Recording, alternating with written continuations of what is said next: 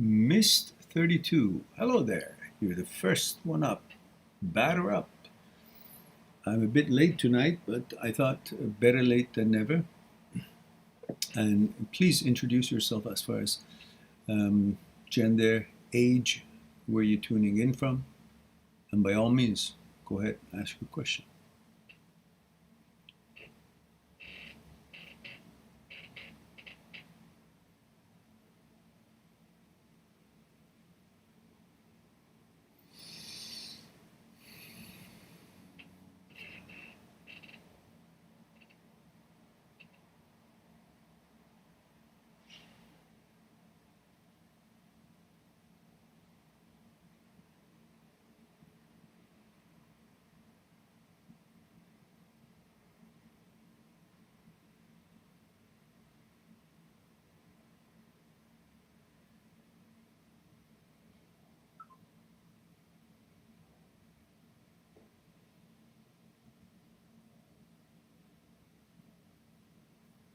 Yeah, your age and which country you're tuning in from. Please. That's the protocol that we all observe here.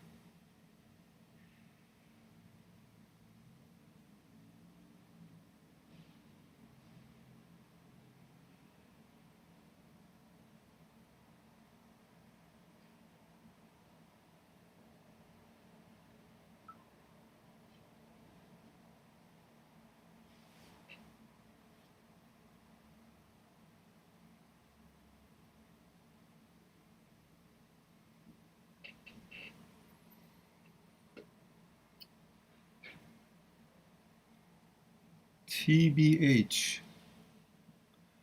Uh, uh, there we go. United States 16. All right. So, what's your question? What is TBH? To be honest, okay. To be honest, he says, I want to be able to flirt with a girl. I haven't been the same when HOCD hit me. Naturally, it's not alarming. That's what HOCD does. There's nothing wrong with you. You're still the same person as you were before. I've explained exact mechanism of HOCD, which is a subset of OCD, in different videos, specifically in two playlists. One is called Intrusive, Transient, OCD, HOCD, Negative Thoughts, which discusses, and most discussions are around what is thought, what is consciousness, what is the relationship with the two, how they're come to be, how about fear, desire, ego, mechanical process, order.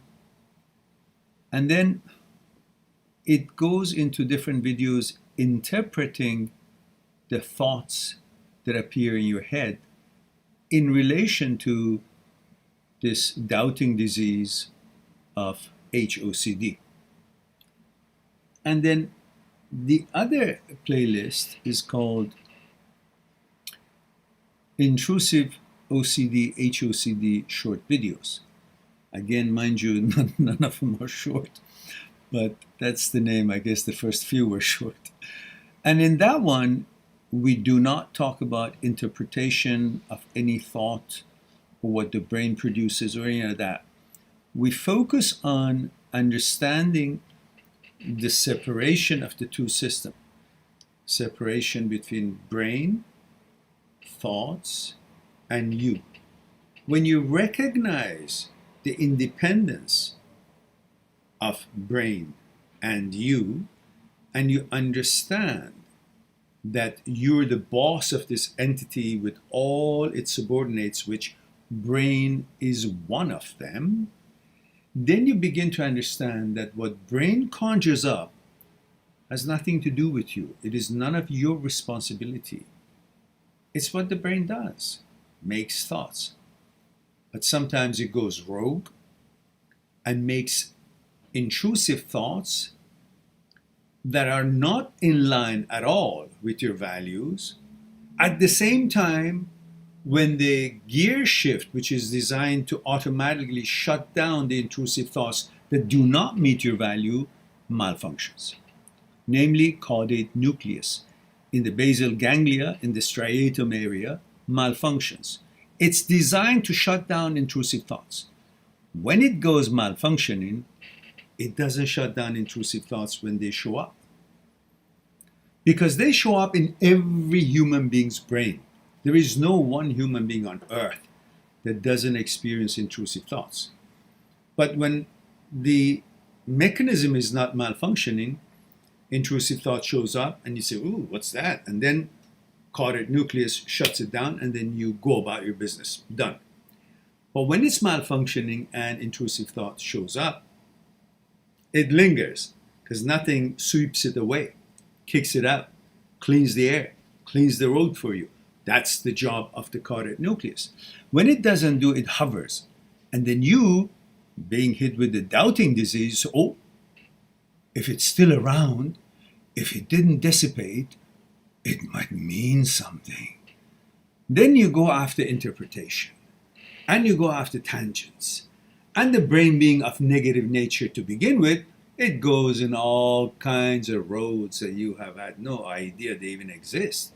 But then you become anxious because now amygdala comes into the picture and says, there's a danger. And then all the sensories start reacting, all the bodily sensories start reacting, and you see all these bodily reactions, and you say, oh, if there's a bodily reaction, then that means the thought is true because I'm having a reaction. No, that's amygdala, which brings anxiety and defensive system. It shoves out all these reactions to protect you, to react. So these are all necessary for you to understand the mechanism of the brain, understand the mechanism of anxiety, thalamus, amygdala, caudate nucleus, all the prefrontal cortex and all that. So if you go through those videos, you will have lots of information. And then for more precise information, you can check out Dr. Philipson's videos on YouTube, Dr. Schwartz, neuroscientist, videos in regards to neuroscience of habits. And it explains to you how all these things end up becoming a habit, OCD in general. And again, none of those thoughts are related to you, relevant to you, they're all meaningless to you, but you don't know that. So what you're really afraid is the meaning of these thoughts that show up. But at all times, you're in disagreement with it, which is that is you. But you forget about the fact that you are not identifying with any of these thoughts, but you worry about and afraid of what if the thoughts are true? How could they be true? You're having a discussion with the brain about, hey, I'm not interested in that. That's already shows you've always been who you've been. You haven't changed. You will not change. So understand that your anxiety is because of the meanings of the interpretations of the intrusive thought. Not that you are the intrusive thoughts. But you forget. You think because they mean something and it has shown up in the screen of your head, then it should have something to do with you. No, that screen can show any kind of movie, but none of the movies that are being shown in theater means the theater owner has actually produced that movie. It's the screen that shows movies. This head is your screen, belongs to you, but what shows up in it in the form of thoughts is brain's thoughts, not necessarily yours. Your thoughts are very exclusive and they are by design, and it's for something to advance yourself and to complete something that you set out to complete. It's got nothing to do with the intrusive thoughts. So if you understand all these, it will be very helpful to you. I hope that was helpful to you already.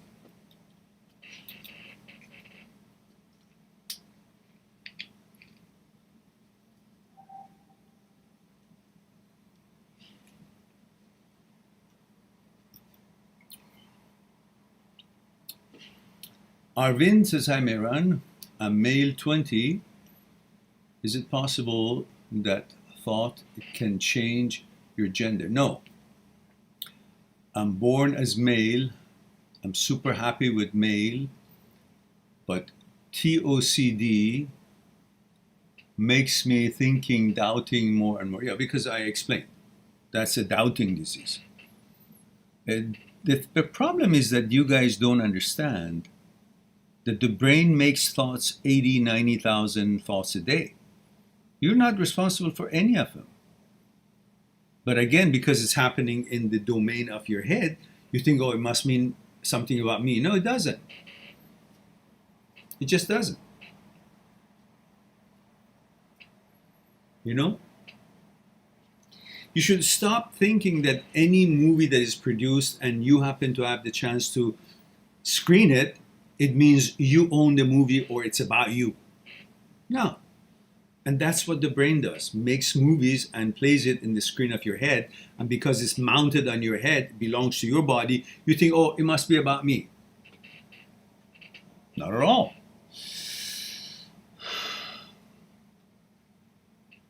Missed 32 says, thanks, I'll watch the playlist. Okay. Just watch 1 or 2 a day, not more. Gently. You got to rewire your brain by education and knowledge, and that's going to take a bit. But keep repeating all these things and paying attention to it and thinking about it inwardly, understanding it, you rewire your brain through neuroplasticity. And give it time. But never doubt yourself, regardless of what, you know.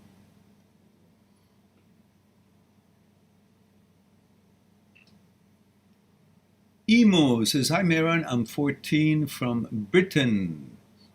Every time I try and agree, no matter how it feels. If it makes me smile, to be it, or growing old, so be it. But I still cringe and shake it off and get anxiety. Naturally.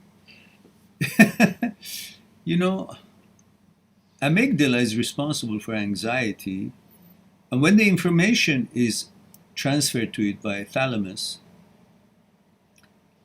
it reacts. That's what its job is. Whether it's, even if amygdala recognizes information about a snake has been sent over to it, it reacts, makes all sensories and body sensories to come active to protect you, even though if there was no snake, but somehow it got the notion that I saw something, because the brain interpreted something and associated with a snake. Amygdala is now going to respond to it as if it's a snake, because its job is to protect you, not to question and wait for answer and then act. Same thing. When you see, let's say, another male, same gender, whether you're a female or male, you see the same gender, and then the brain runs with the idea of the thought of homosexuality or the kind of a sexual orientation that you're not inclined to it, you're not interested in it. But the brain is capable of creating that conclusion or hypothesis because it has learned that such things exist in the world. Whatever exists in the world that has come to its attention somehow by mediums of different kinds in the world, it now knows making thoughts about it is possible, and it makes that thought. So if it sees a same gender's body or muscles or looks or whatnot, it makes all kinds of things that you have nothing to do with it. And the connotation and association and the meanings of the words that it has used to create that kind of a thought is what bothers you. Instead of you focusing on, okay, that's what it means, but it's got nothing to do with me. It's the brain's interpretation of something that I'm not interested in. Because if you were interested in, you wouldn't be discussing it with the brain. What is this? I don't like this. What is that? That already tells you it's got nothing to do with you. It's just like you're walking in the street, people talking about things that you're not interested in. What does that have to do with you? But in this case, you think these people that are talking about something, your head, you think they're related to you. When they're talking about it outside in the street, you can see they're separate from you. But your brain being separate system, but because it's mounted here, you don't see, you don't understand that it is separate from you, independent. It's acting on its own. But you are the principal of this school, all these faculties, and you judge if this is useful or not. And you let it die and fall by the wayside when you see its value is not in line with your values. Whew, what a smell of cigarette. Let me close this. I'll be right back.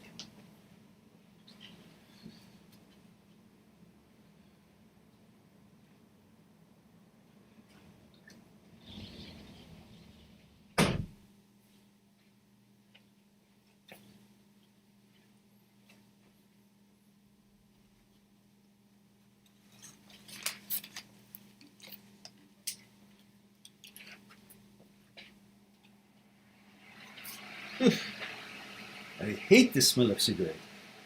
I hate it, I hate it, I hate it.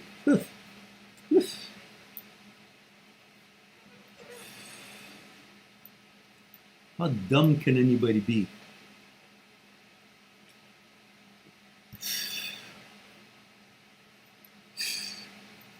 To put smoke in your lungs. If you can't respect yourself and your health, what else you're not respecting? Anyhow, damn it. And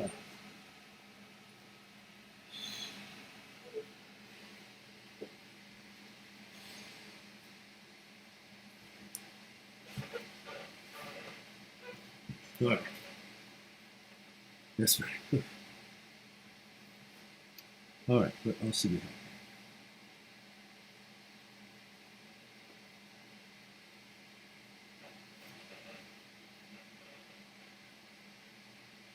Yeah, emo. These are all OCD that you think you got to do that. That's all. John Smith. Hello, John. Put the protocol, John. I'll be right back.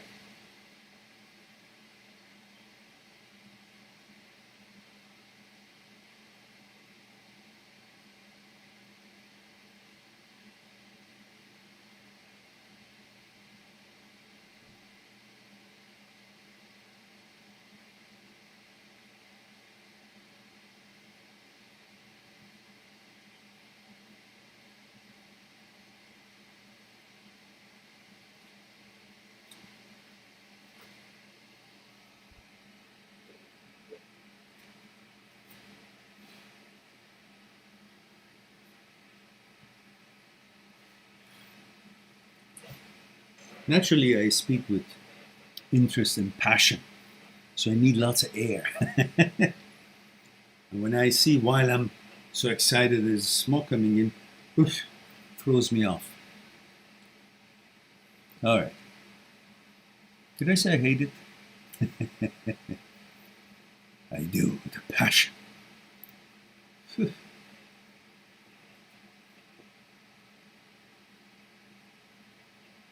And Alfred Tan, 27 male from Malaysia. Hello, Alfred. Thank you for that. Says, will intrusive thoughts ever go away? Yes, of course. But even if it doesn't, who cares? It's like saying, would the pollution ever go away? Would the noise and the sound of the cars or things that I don't like would ever go away? No, they won't. But you will find a way to filter them. Meaning, by focusing on what you like to focus on, what you should be focusing on for you, they will kind of go in the background. You no longer notice them. They're there, like many other things. You know? When you're in a restaurant and you're talking with your friends, it's a busy restaurant, 100 people in the restaurant, lots of noise of the plates and forks and things and people talking, but you kind of tune them all out and you hear your friends. You're studying in a room that there's music being played and other people are doing stuff, or TV is on, eventually you tune it out. Same thing, intrusive thoughts could be there, caudate nucleus could be functioning well or not. And then you learn to recognize them in such amazing speed that quickly your brain shields it and puts it back and brings your attention to what it is that you want to pay attention to. And then it doesn't matter if it's there or not there.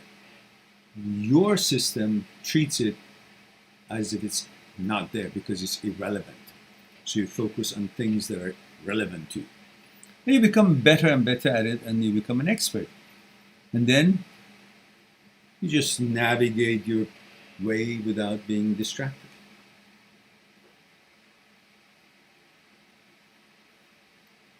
Look, the whole problem is that you guys have given certain kind of a credibility to the brain.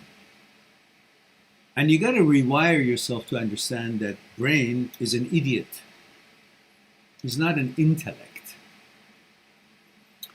And there are aspects of you that the brain cannot even reach. When you understand that, then it really doesn't matter what comes to your head. Right now it matters because you think brain is intellect, is a place of purity, or it's the credible place.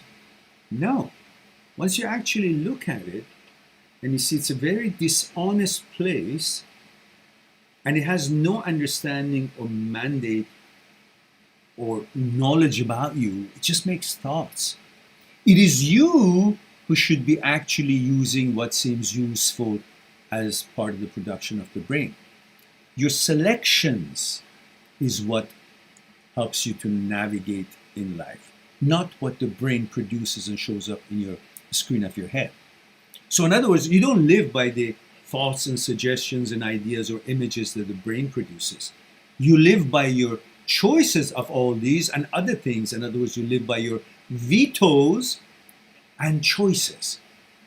Not about how many people or what things in your brain or other people have suggested something. You don't give a shit. Because the credible part of this entity is you, not the brain.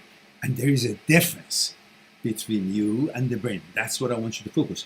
That's why I want you to watch this video at your leisure to see the separation between brain, thoughts, and you.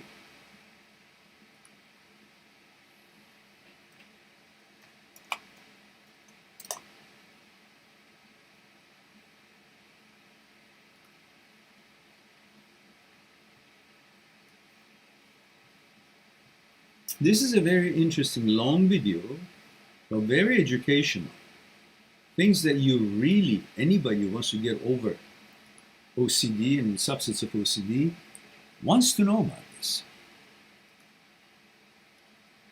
And there are many other videos in that playlist of transient OCD, HOCD short videos that discusses and shows you the independence of brain and you, separation of brain and you. And I want you to focus on those videos that tells you of the things that are happening in here, which one is you. For example, there's a video I have, who's talking to God. You want to watch that. Or you're the observer. Just put in the word observer. You want to watch that.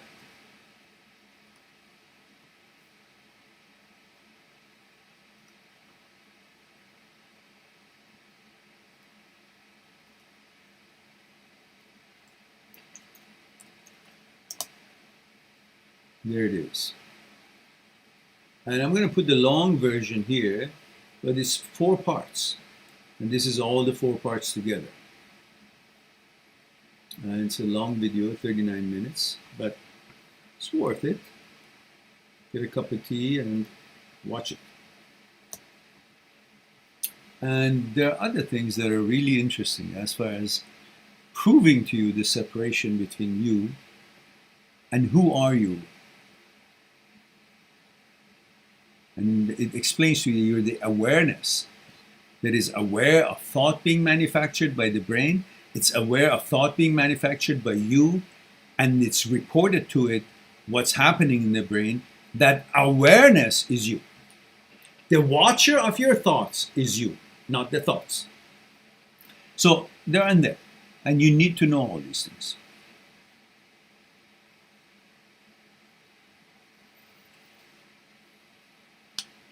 Sebastian says, thanks, Maron, for the knowledge. I will take it to heart. Yes, good. Says, P.S. I smoke cigars sometimes. Helps with anxiety, 1 or 2 a month.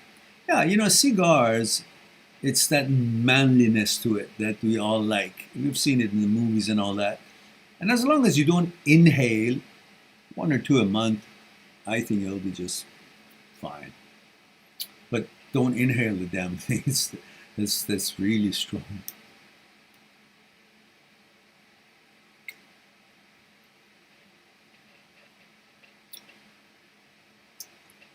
All right, let me see if the smoke is cleared and I open the window again.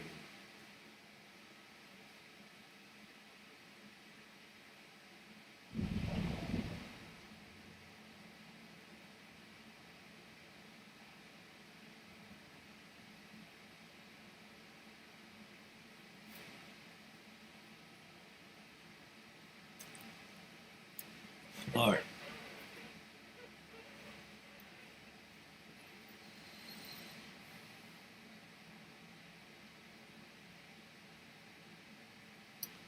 John says 35 male, Florida. Thank you for that.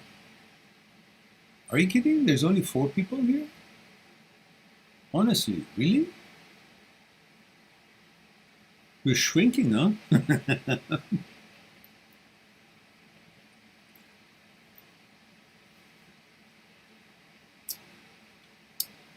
Abhi says, hello, sir. How are you? Hello, Abhi.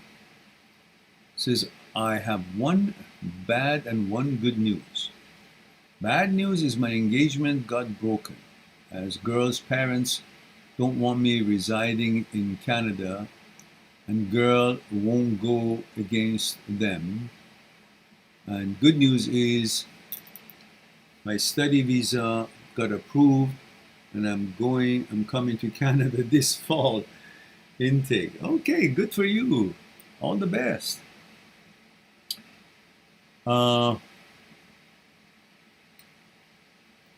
Watcher says, hey Meron, how you been? Hello, Watcher. Don't forget the protocol. I don't remember everybody's age and where they're tuning in from. And Jitender says 26 male India. Thank you for that. Jitender Kumar says breakup hurt me a lot. I feel I can get heart attack. Oh, anytime. How can I cope up with that? It's a thought that is telling you. But the breakup is very effective on the nervous system.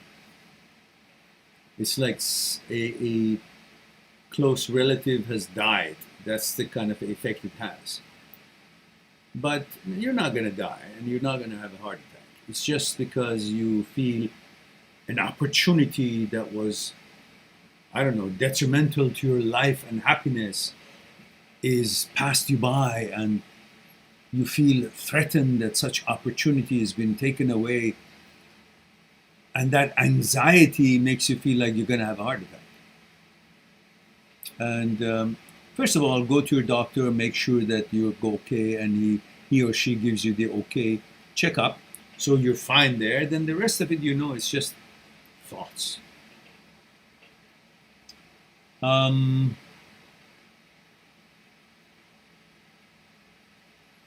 Alfred says, I have progressed so much since 2 months ago, and every time I have intrusive thoughts, I will just laugh it off and I can focus on my life. Now, just sometimes it's irritating. That's a very good way to deal with it, because when you laugh at intrusive thoughts, you put separation between the origin of intrusive thoughts, which is the brain, and the you.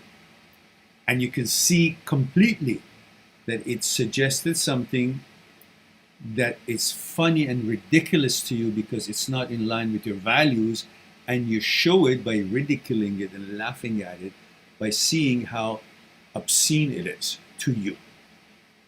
And that's very good. That's very good because it's very simple, very clear. You see something, but the brain picks up that what you saw and goes to different associations and tangents. There's no interest, you have no interest in it, and it's none of your doing it all. It's the brain's behavior and activity. And then when you see it, you laugh at it, you ridicule it. So first, it's not your responsibility for what it creates. It goes after because it's, brain works on negative, tangents.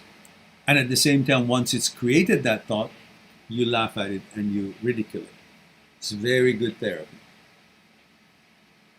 It brings more to focus the separation between brain and you.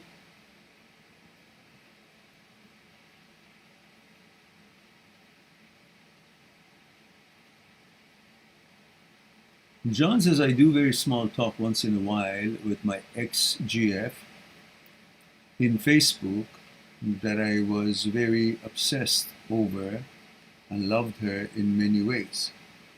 She's moved on with a boyfriend and child. So what are you still hanging on around her? What for?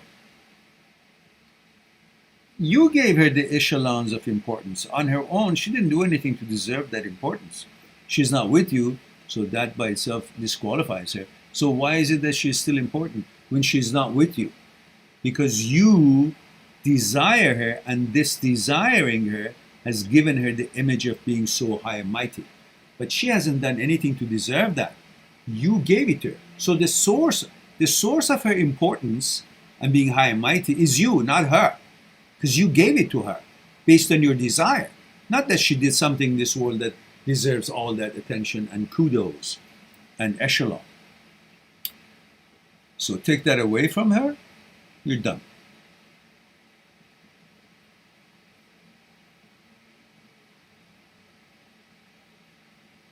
And he says, but I never get her out of my head for 2 years. That's because you don't see her for who she is. You're still acknowledging her existence, but the image that you recognize her with is the same image you had of her at the beginning of your relationship with her when you guys were together. You got to change that image, which is not accurate, with the image that you have of her today based on her actuality of the day, based on how she interacts with you, how she reacted with you, how she left you, how she has another man, how she has a child now. All of that gives you a picture of her that is not a picture you want to have, on which base you will choose your girlfriend. She's not qualified, but you don't see that. You hear her name, you see her picture, and you bring the credentials of 5 years ago or whenever it was that you guys were together and give it to her. I want you not to do that. Give her the qualities and the credentials and the actualities that she has now based on her behavior and the way she interacts or treats you or the problems that you guys had that caused you guys break up. That's how you credit her with. And then you'll see that you're not interested in that kind of girl.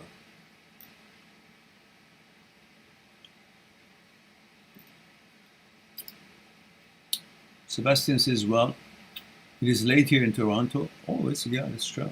It's about 1 o'clock. I want to wish you a pleasant evening, Mara, and thank you very much, Sebastian. John says, the sad fact is that I wish I never met someone that made me fall for them. Why? This is life. What? Play the game.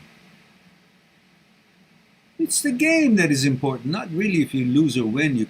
She with you all the time, she stays with you all the time, or she breaks up and goes. Treat it like a soccer game. You go in, you're ready, you're prepared, you're fit. You go, you do your best, you score, or you guys, don't score. Even up, or you guys lose the match. Big deal. Have fun while it lasts. And if it didn't, okay, next game. We'll prepare for the next one. That's what life is. You're trying to turn a temporary to permanent. That's the beginning of suffering. Nothing in this world is permanent. But you want to make a permanent in the temporary life as a whole. The life scenario itself is temporary, but you want to have a permanent relationship in it. So trying to turn a joy into pleasure by turning temporary to permanent, that's when the suffering starts, and you're putting yourself, if you do your best, and if it turns out good, great. If it doesn't, well, the hell with it. Next.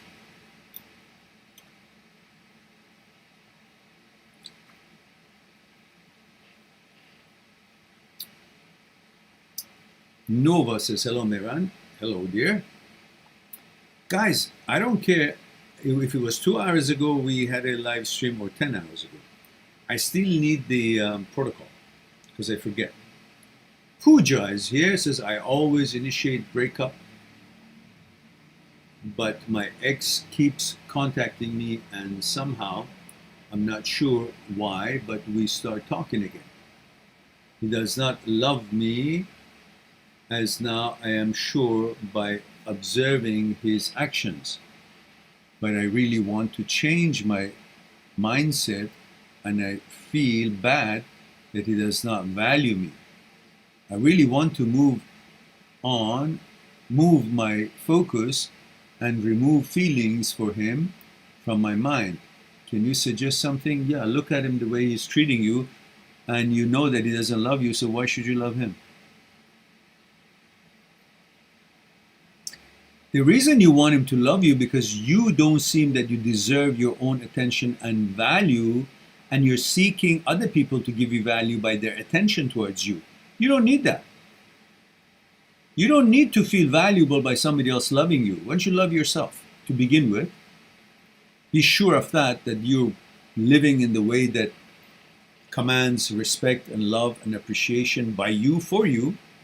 Then you will choose your mate based on their behavior towards you rather than needing them to love you so you will feel good about yourself. That's not independence. You're becoming dependent on their decision and reaction towards you to feel a certain way about yourself. That's not healthy. To the point that even when you initiate the breakup, you're still feeling sad. Alfred Tan says, my advice to those who are suffering from OCD is to approach your fears, then you will realize how stupid it is. Anyhow, you can read it, guys.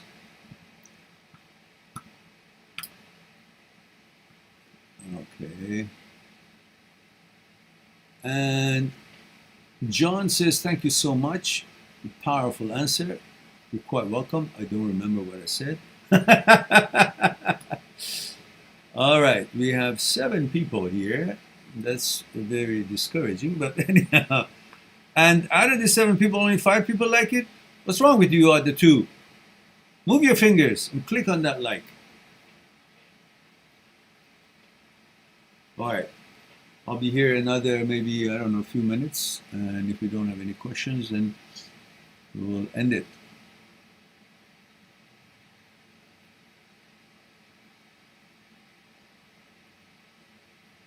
Seven of us here, 5 likes. The other 2, like to make it 7 out of 7. 6 out of 7, we're almost there. You see, it helps for the algorithm of YouTube to see us as worthy to get exposure. So you want to share the videos on your social media. You want to like the videos that you watch if you like them. Hope you do. And let me also ask you to share this on your social media about the live talks so people can join us. It's 1 minute and 47 seconds of video kind of promoting or informing people of our live sessions on Saturdays. So you can, if you will please, put that on your social medias, and I put it up here, the link, so people get to know what this channel is all about, and we get more exposure, and we'll survive. That would be good, to reach more people and help more people.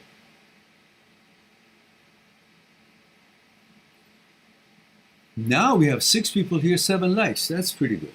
That's the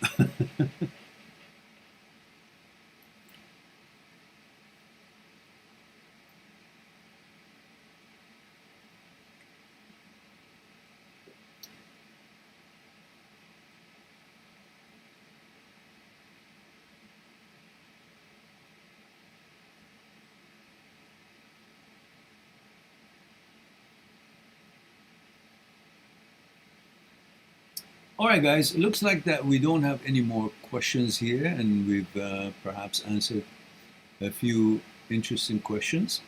So it's time for me to say I love you all. Thank you very much for being here and allowing me to share a thing or two with you. I look forward to talk to you again next week, Saturday at 1 p.m. Vancouver time, and possibly 9 p.m. Vancouver time again, same evening. And in the meantime, be good to yourself and to the others. I'll talk to you soon. Bye for now.